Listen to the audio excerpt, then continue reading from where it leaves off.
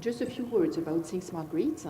Think SmartGrids is a French smart grids platform gathering today more than 80 actors in the field of smart grids.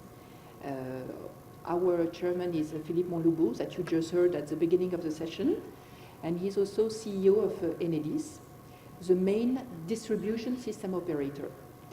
And our chairman and obviously Enedis are testing all the solutions provided by the different members. So, as you see, there are big groups, SMEs, research centers, and also universities and schools. So, why is flexibility important for us? Well, since COP21 and also before, we are committed to fight against climate change.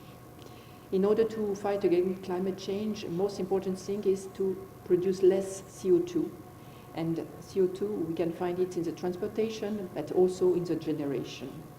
So in Europe, our politics is to integrate more renewables and to produce more renewables. So the planning is that by 2040, the renewables energies will rise to 70% about of the generation in Europe. So it is huge. It's a very important objective. And obviously, it has an impact on the grid. What else? We also have peak hours to manage, as in India. And for example, for France, here you have a typical curve of the consumption in one day in France. The peak hour in winter is in March at 7 p.m. in the evening, and it can rise till 100,000 megawatts. Well, it's the most important consumption, but it's quite usual that it is still 85,000 megawatt during the winter. What else? Savings, obviously. Savings for the consumers, savings for the governments, savings, we hope, the flexibility to bring some savings to everybody. And we have also the development of storage, which is a fantastic asset to develop this flexibility. Storage is still a little bit expensive now, but we really hope that in a few years, it can really become part of the usual dispositive to develop flexibility. So this is a global context. What about France in Europe? First, when you see the evolution of the market design, we are proud to say that France is quite ahead. This is a study performed by SEDC. SEDC is a Smart Energy Demand Coalition, which is a European study. And we can see that the regulation progress have been, in the field of regulation, progress have been made towards creating the conditions through the European network codes. So this is a real help to implement more flexibility. And there is also a measurable growth in the capacity to understand how the demand response has been implemented. And so you can see on this map the most advanced country in the field of demand response. You can see France, you can see also Great Britain, Ireland, and Finland. But important steps, important work still has to be done in order to, let's say, to go out from these barriers that have to be removed in order to implement more flexibility in Europe. So why is France a pioneer? Alors, recently, well, it was a little bit, 2.5 years ago, there was a decree taken by, proposed by François Brotte, who is now chairman of the main French TSO, and that outlines the framework and defines the rules that allow an aggregator to operate the demand side, offering on electricity markets or the balancing mechanism. The aggregator shall pay to the premises supplier an amount compensating the deleted volumes. So concretely, you can see supplier sell electricity, or it can be also balance responsible parties to the consumer. And then what happens? The demand response operator buys demand response capacity. Then, well, if he has too many capacities, he can sell them to the demand on the market. And then, if there is a problem of imbalance, the demand response operator will compensate the supplier balance responsible parties for imbalance, or if there is a bonus, the demand response operator will receive a bonus for positive externalities. So the legislator has proposed a temporary incentive scheme by setting up a bonus to aggregators in order to allow the development of this mechanism, which must provide benefits to the community. The idea is no more to waste energy.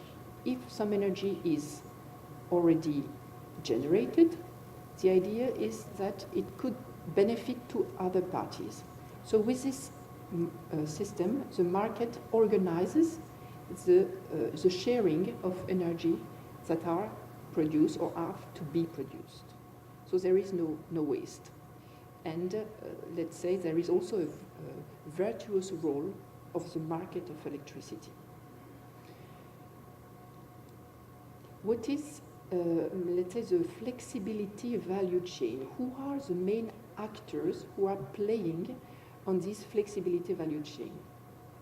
First of all, we can say that there's a TSO on the national market, transmission system operator.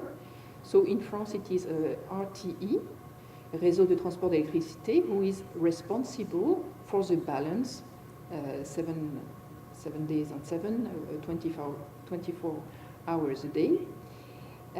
It's his role. So he has to provide electricity all the time and to balance. So he's responsible for this balancing and ancillary services market system. Well, in order to be more performant, more efficient, the TSO has also been involved in projects of smart substations, which are completely digital. Then the second part, I must precise that in France, the level of transmission is between 400,000 volts and 63,000 volts. This is our level for transmission, because it's not the same in each country. And then we go to the distribution, DSO, distribution system operator, local mechanism. So on this part, you will have the different actors working on the flexibility.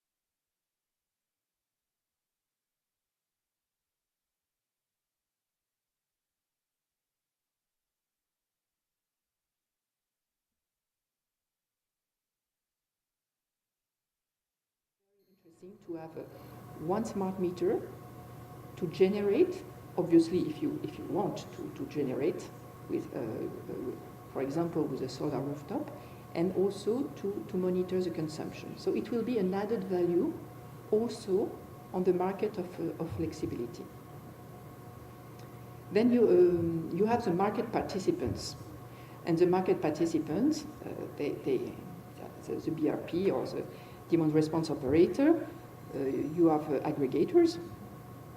You can have also, trading aggregation, virtual power plant aggregation. And in France, you have people like Actility, it's a company that is an aggregator, or Voltalis. And at the end of the value chain, you have the distributed resources with the community energy management, microgrids, controllable distribution, energy resources. So now on the field, how it works, what did we do in effect in order to test this flexibility on site? The most famous project that we have in France is the Nice Grid project that has been performed between 2012 to 2016 in the region of Nice, southeastern part of France. So here you can see the list of the different people, companies that have been taking part to this project. Enedis, RTE, so Distribution System Operator, Transmission System Operator, Socomec, Armin, who is a schools of engineers, Netsin Energy, Alstom, which is now GE Grid Solutions, Daikin, Wateco, EDF, and SAFT for the storage of electricity. So what has been done during this project?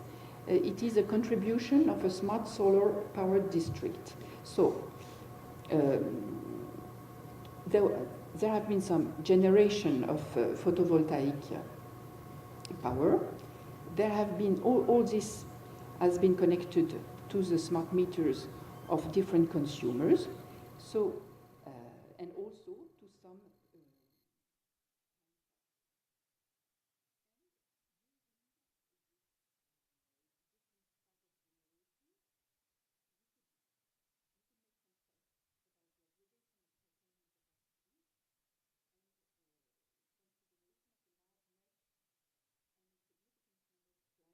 optimize the impact on the network.